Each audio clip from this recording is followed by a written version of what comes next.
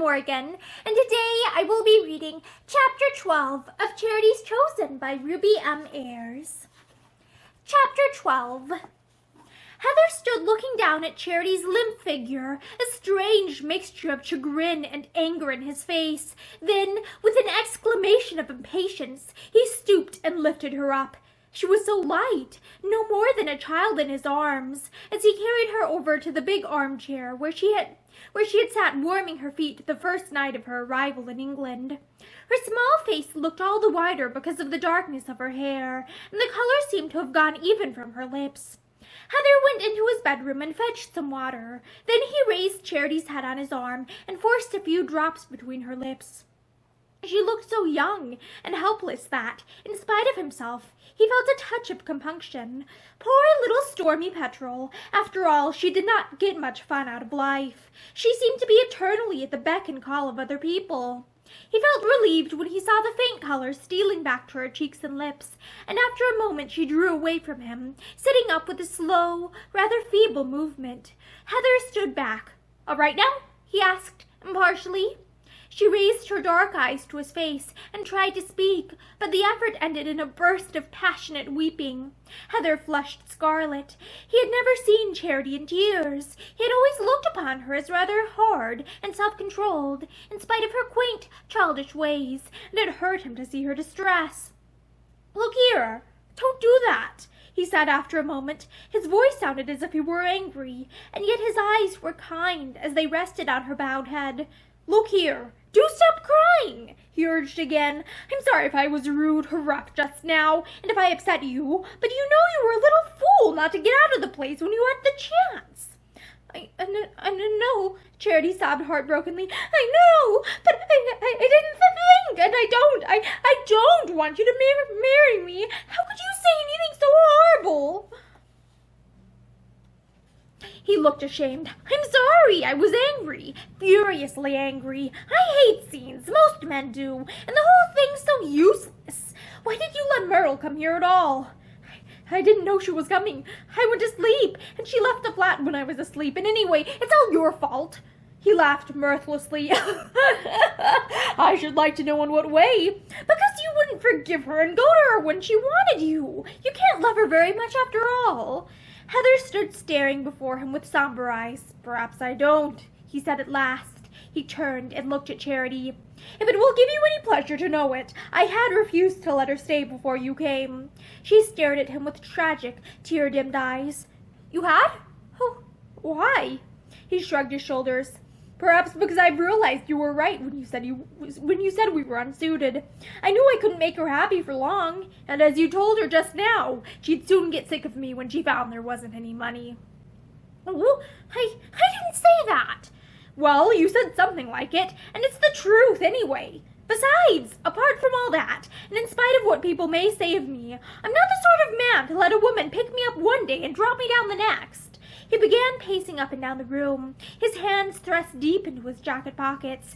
"There was a time when I'd have sold my immortal soul for her, if it was ever worth selling. But that time has gone." "Gone?" Charity whispered. "Yes, you seem to know so much about the whole story that you may as well know my side of it as well. They all look down on me, as you know, and, in a way, Harvey does too. They were supposed to be friends. They're a set of snobs, and for years I've tried to hate 'em, and failed."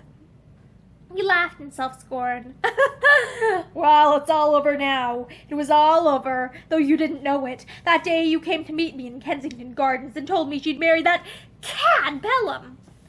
"I think you're very hard on Richard," Charity said. Her spirit was returning, though she still felt weak and shaken. "Myrtle may not like him very much, but he's given her lovely presents, and he always seems kind." "Kind!" Heather thundered. "What do you know about him? I tell you the man's a perfect outsider, infinitely worse than I am, if such a thing is possible." "You're not an outsider," Charity said. He dismissed her words with a shrug. "Well, that's neither here nor there. Opinions differ. But at any rate, I've never treated any woman in the way he has." "What do you mean?" Charity asked, and she thought of Harvey's story of the woman down in the country, whom Heather was supposed often to visit. "I mean what I say," he said shortly. He glanced at his watch and frowned. Are you going to stay here all night?" he demanded. Charity tumbled to her feet, her cheeks crimson. "I'm going back to Myrtle, of course." "It's a pity you didn't go with her," he answered uncompromisingly. He watched while, with trembling hands, she fastened her coat. "You know what Pelham will tell everyone?" He asked curtly after a moment. She shook her head. "No." "He'll tell them that he found you here, and he will put the worst possible construction on it, seeing the reputation I am supposed to have." "What reputation?" He frowned impatiently. "I never know whether you're as innocent as you appear to be, or if it's just a pose," he said roughly. "I don't understand that either," Charity told him falteringly, "but nothing anyone could say about you would ever make me stop liking you. Once I like a person, I always like them." He looked embarrassed, though he laughed. "Then it's very foolish of you," he said, "but I think you ought to know that it's not so much what they will say about me as what they will say about you." "What will they say?" "Well," he hesitated, then told her, "Pelham has seen you here twice, and probably guesses that you have been here on other occasions. But I haven't." "Never mind, people will readily believe him if he says that you have." "I don't care what they believe," Charity said again stubbornly. He went on ruthlessly. "They will believe that you came here to let me make love to you." She laughed at that, though she flushed painfully. "Well, I don't mind that either. Besides, it's not true." His steady eyes regarded her for a moment before he answered, "No, but it might have been." She shook her head. "How could it, when you don't even like me?" He came a step nearer. "Do you need me to tell you that men sometimes make love to women who are nothing at all to them?" She stared at him with fascinated eyes, but made no answer. "Or to women who show that they like us just a little?" he said again. She spoke then, but only in a whisper. Women like me, you mean?" "Perhaps." "Yes, but I would never let you make love to me unless you liked me as much as I like you," Charity said gravely. There was a little silence. "How much do you like me?" Heather asked suddenly, and Charity answered without hesitation. "Enough to be glad that you are not going to run away with Myrtle." "Oh," he made a half movement towards her, then drew back. "Haven't you got a hat? If you're quite ready, I will see you home," he said in his most matter-of-fact voice. Charity shivered as if someone had suddenly opened a door, letting in a chill blast. "I haven't got a hat, but I'm quite ready," she said faintly. "But I don't want you to come with me, and I'm not going to... But I don't want you to come with me, and I'm not going home anyway, if by home you mean to my aunt's house. I'm going back to Myrtle. I will get a taxicab for you." They went downstairs together and out into the road. There was no difficulty in getting a cab, and Hugh put her into it. He was shutting the door when he remembered that she had no money. "You'd better take 5 shillings, he said. He felt as if he were doling out pocket money to a schoolgirl, and yet there was nothing of the child in Charity's eyes as she quietly thanked him. But still he hesitated before shutting the door, and then he said impulsively, "I'm sorry if I was rude. I didn't mean what I said. Of course I know you haven't the least wish to marry me. It was an unpardonable thing to say." Charity flushed sensitively, and sudden tears flooded her eyes as she leaned forward. "It's not true," she said earnestly. "I would marry you if you liked me as much as you liked Myrtle, but of course I know you don't. So that's all about it. Goodbye." She drew back, looking away from him, and Heather shut the door without answering, though he stood on the path long after the cab had turned the corner of the road, a strange expression in his eyes. What was she? He asked himself impatiently. Was she just the innocent, quaintly spoken child she appeared to be, or was her very candor and simplicity but a deeper subterfuge than any he had yet encountered in any other woman? He would have felt more puzzled still had he seen Charity sitting back in a corner of the cab, her hands tightly clenched and her lips closely folded, as over and over again in her heart she was saying, "I won't cry. What's the use? I won't cry."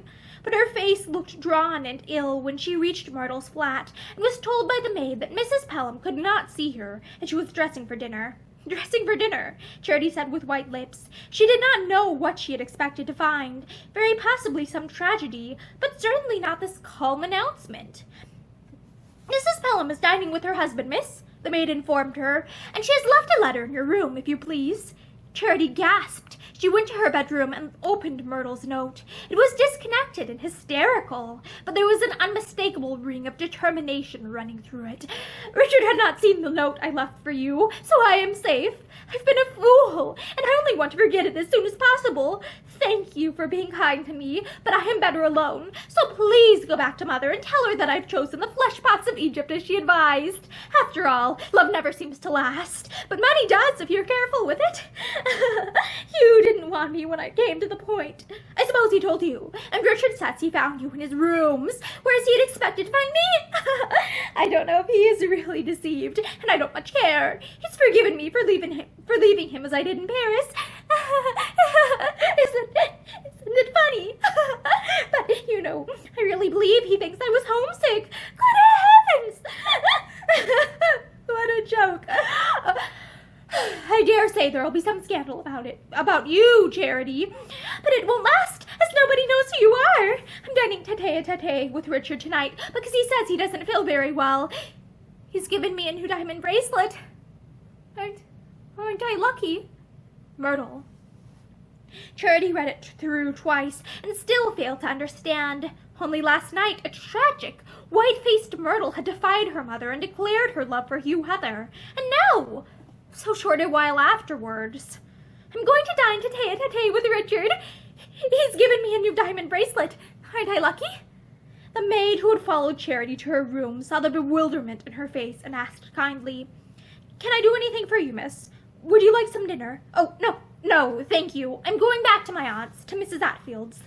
"Will you have a glass of wine, miss, or some coffee?" "No, thank you." And in a few minutes Charity was driving away again, her suitcase on the seat opposite, and her hat on her lap. She felt as if she had fallen asleep and dreamed a bad dream, and yet now she was wide awake, and it was not a dream, but a bewildering reality. Daddy was all wrong about life and love, she told herself painfully. He didn't know anything about it at all, really. It was all wrong. For Myrtle, who had declared her undying love for Hugh Heather, was dining apparently quite contentedly with her husband, and was thinking herself lucky to be the possessor of a new diamond bracelet. Charity crept up to the schoolroom, encountering Ellen on the way. "Is anyone in?" she asked. Mrs. Atfield was out, Ellen told her, but Harvey was somewhere in the house, and her uncle in the library, as usual. Charity left her suitcase and coat and hat and went down to the library. Myrtle's father was the only member of the family for whom she had a genuine affection, and tonight she felt tired and perplexed and unhappy and in need of understanding sympathy. But there was no answer to her gentle knocking, and when at last she quickly turned the handle, thinking her uncle might be asleep, she found him lying back in his chair, his scholar's hands folded on a book which he had been reading, and his eyes closed. Charity crept to him and touched his hands. She had only seen death once before, but she made no mistake now, and for a moment her heart seemed to stop beating. Then, with a great effort, she pulled herself together and went for help. In the hall she met Harvey. "Why, hello!" he began delightedly, then broke off to ask quickly, "Why, what is it?" Charity pointed to the room from which she had come. Your father." "Quick!" she whispered. Then she sat down on the bottom stair and hid her face in her hands. Thank you for reading or listening to Chapter 12 of Charity's Chosen by Ruby M. Ayres with me.